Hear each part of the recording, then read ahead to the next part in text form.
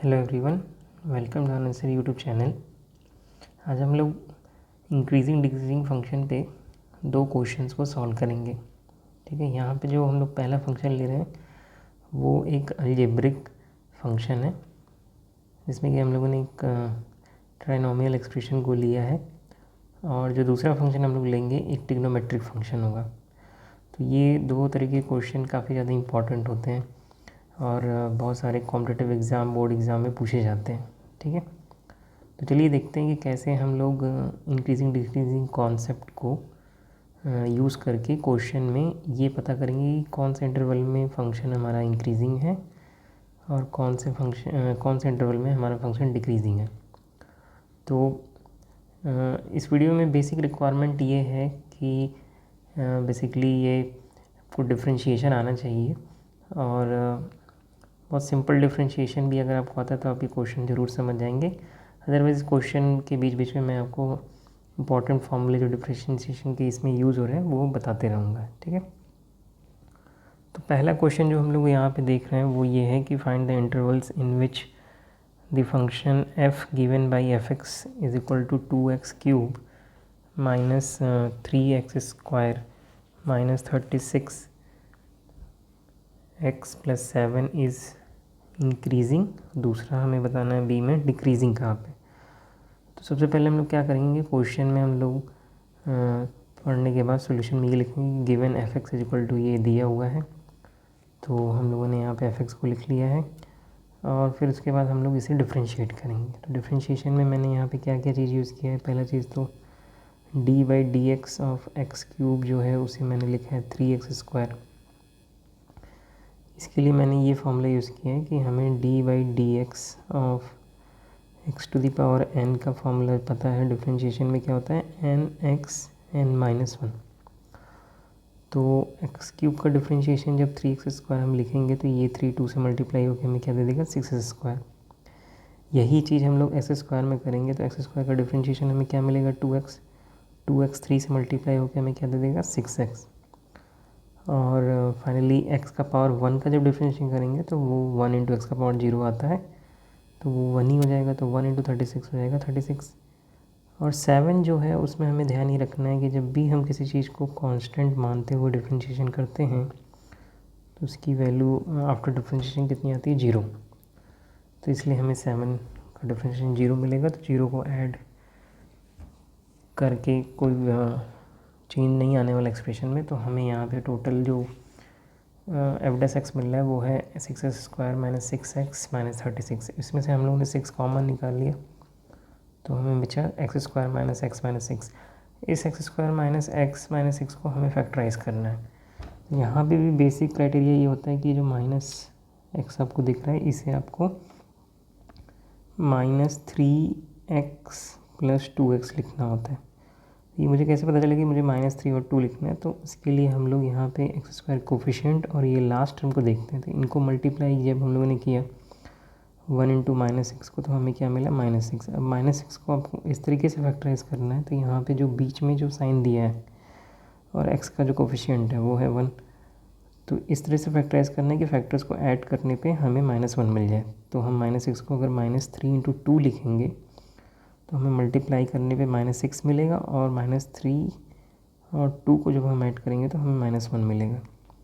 तो इस कारण से मैंने यहाँ पे -x को -3x प्लस 2x लिखा है। और फिर जैसे ही आप इसको ऐसे लिख देंगे, उसमें से कॉमन निकालेंगे तो आपके पास दो फैक्टर यहाँ बन के आ जाएगा, x माइनस 3 और x प्लस 2। ठीक है, तो यहाँ तक हम लोगों ने एफ डैश एक्स को फैक्टराइज कर लिया। अब हमें क्रिटिकल पॉइंट्स निकालने थे, तो क्रिटिकल पॉइंट निकालने के लिए हमें डिफ्रेंशिएशन को 0 करना होता है। तो जब हम एफ डैश एक्स को 0 करेंगे तो हमें दो क्रिटिकल पॉइंट यहाँ पे मिल रहे हैं। एक मिलेगा x माइनस 3 इक्वल टू 0 करने से हमें x इक्वल टू 3 मिला, और एक मिलेगा x प्लस 2 को 0 करने से जो हमें दे रहा है x की वैल्यू -2। अब इन दोनों पॉइंट्स को हम लोग नंबर लाइन पे प्लॉट करेंगे। तो यहाँ पे जो भी हम लोग नंबर लाइन ले रहे हैं वो रियल नंबर लाइन, तो रियल नंबर लाइन का स्टार्टिंग पॉइंट -∞ लेफ्ट में होगा और राइट में होगा +∞। ठीक है, ये है हमारा -∞ और ये है हमारा प्लस इन्फिनिटी। अब इसके बाद हम लोग बीच में -2 और 3 को रख देंगे। -2 जो है 3 से छोटा होता है तो इसलिए -2 को हम लोगों ने लेफ्ट में रखा और 3 को राइट में।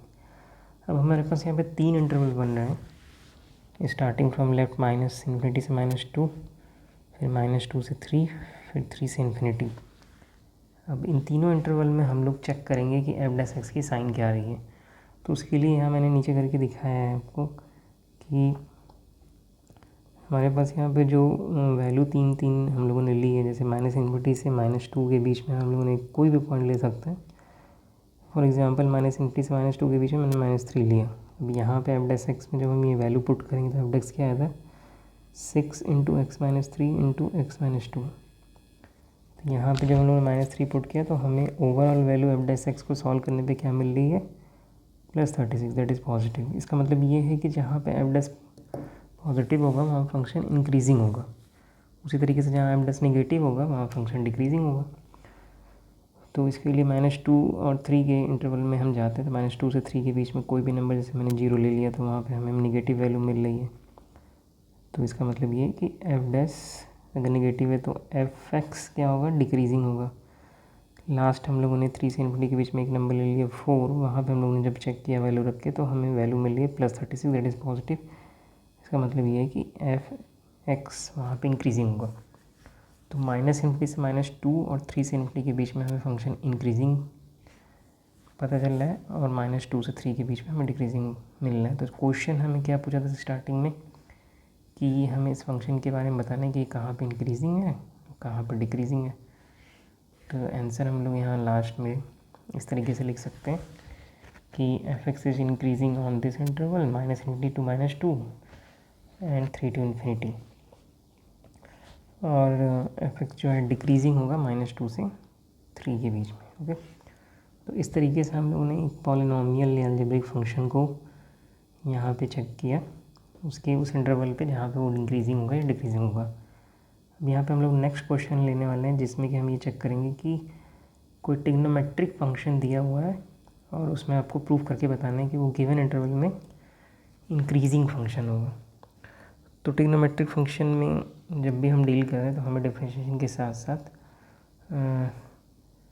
ट्रिग्नोमेट्री के आइडेंटिटीज़ और कुछ बेसिक रूल्स के बारे में पता होना ज़रूरी है, अदरवाइज़ कंप्लीट डिफरेंशिएशन कर पाना मुश्किल होगा, क्योंकि उसे डिफरेंशिएट करने के बाद सिंप्लीफाई भी करना होगा। तो इस क्वेश्चन में हम देखेंगे कि कैसे हम यहाँ पे ट्रिग्नोमेट्री के फॉर्मूले को और सिंप्लीफिकेशन को यूज़ कर रहे हैं। तो हमारे पास यहाँ पे y दे रखा है, y = sin 4 sin theta upon 2 + cos theta minus theta. इसे आपको प्रूफ करना है कि ये इंक्रीजिंग फंक्शन होगा थीटा का कौन से इंटरवल में, 0 से π/2 के बीच में। तो सबसे पहले इस फंक्शन को हम लोग ऐसे लिखेंगे, उसके बाद हम लोग इसे डेरिवेट करेंगे।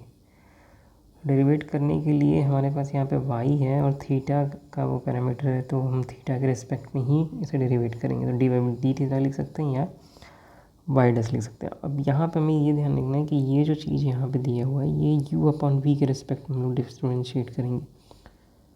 तो इसके लिए हम लोग यहाँ पे कोशेंट रूल लगाएंगे। तो u/v का कोशेंट रूल होता है v² आपको डिनोमिनेटर में लिखना है, ऊपर होगा u' into v minus u into v'।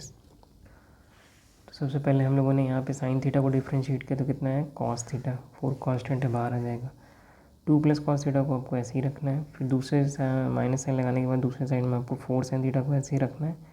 2 + cos theta में 2 का डिफरेंशिएशन 0 होगा और साइन cos थीटा का डिफरेंशिएशन कितना होगा माइनस साइन थीटा, और नीचे जो है स्क्वायर हो जाएगा और थीटा का डिफरेंशिएशन 1 हो जाएगा।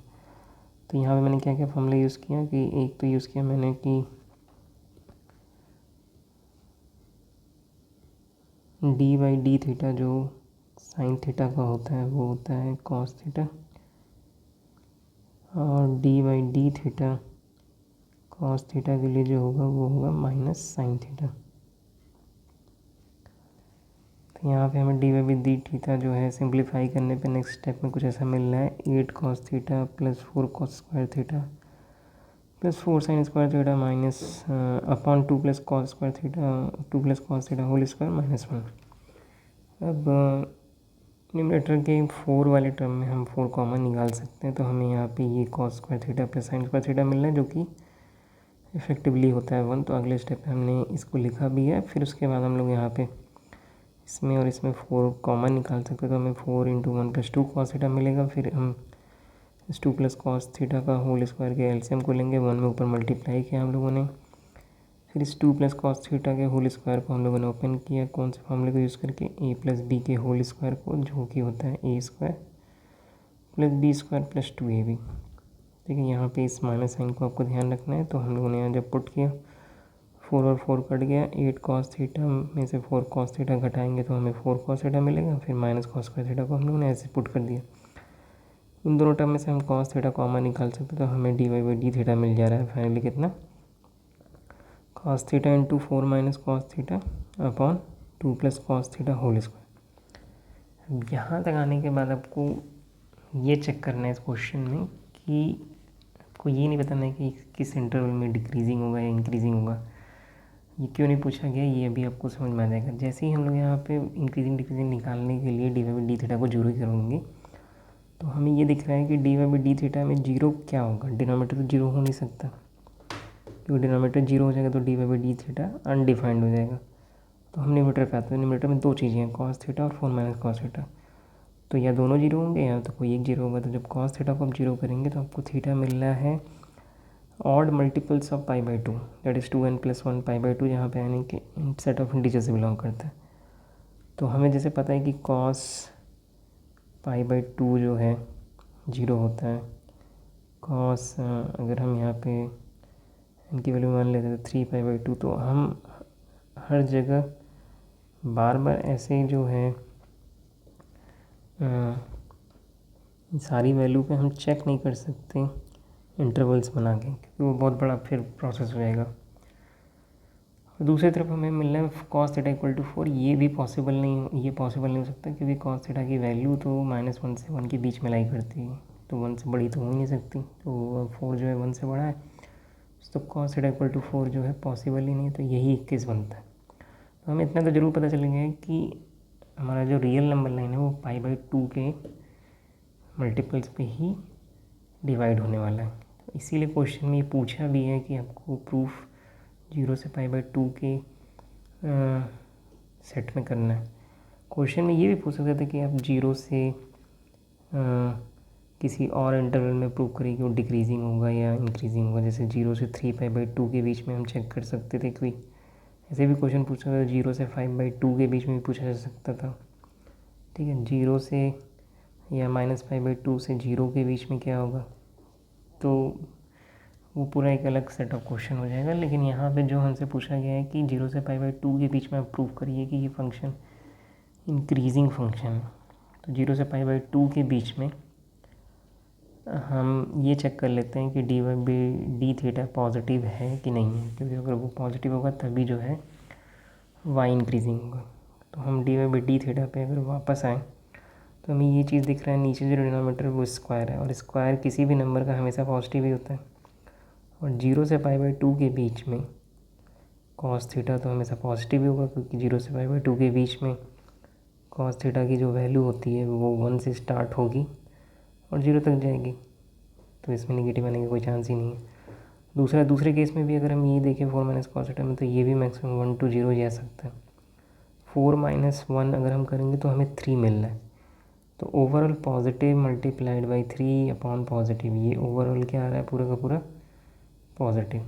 तो 0 से पाई बाई 2 के बीच में जब हमें D Y by D theta positive मिल रहा है, तो इसका मतलब ये है कि जो y है वो इंक्रीजिंग फंक्शन होगा। तो इसी चीज़ को मैंने नीचे यहाँ पे पूरा रिटन स्टेटमेंट के फॉर्म में लिखा है, जिस तरीके से आपको एग्ज़ाम में लिखना होगा। तो d Y by D theta positive हो गया 0 से पाई बाई 2 के बीच में, तो y जो है इंक्रीजिंग फंक्शन हो गया 0 से पाई बाई 2 के बीच में।